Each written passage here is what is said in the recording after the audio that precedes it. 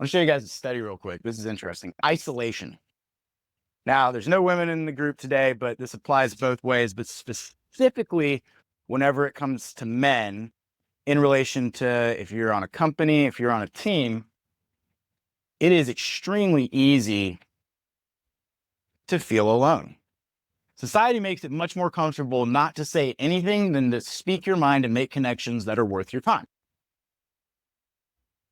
It is much easier for you to sit there and wallow in self-pity, and it's much easier for you to sit there and not say anything than it is to say how you really feel.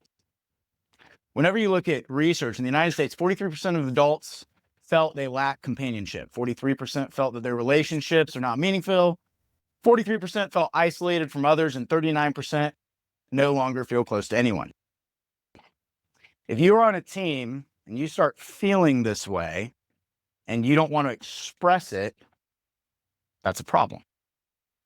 If you start feeling that way, the reality is there's probably someone else that's feeling that way as well. Now, this was the Cigna U.S. Loneliness Index in 2018. It was a poll of 20,000 adults. I will tell you that there is more recent research that has come out that has increased this number significantly whenever it comes to doing remote work, whenever it comes to social media, whenever it comes to feeling like we are not enough.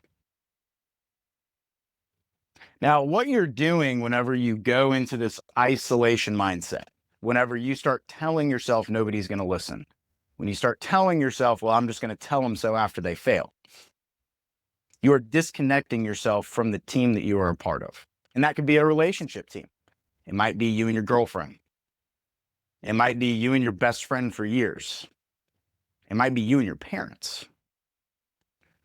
But it's very easy for us to slide into this mindset of isolation because a lot of times it's easier just to not say anything so that you don't have to be vulnerable. Vulnerable is a scary word.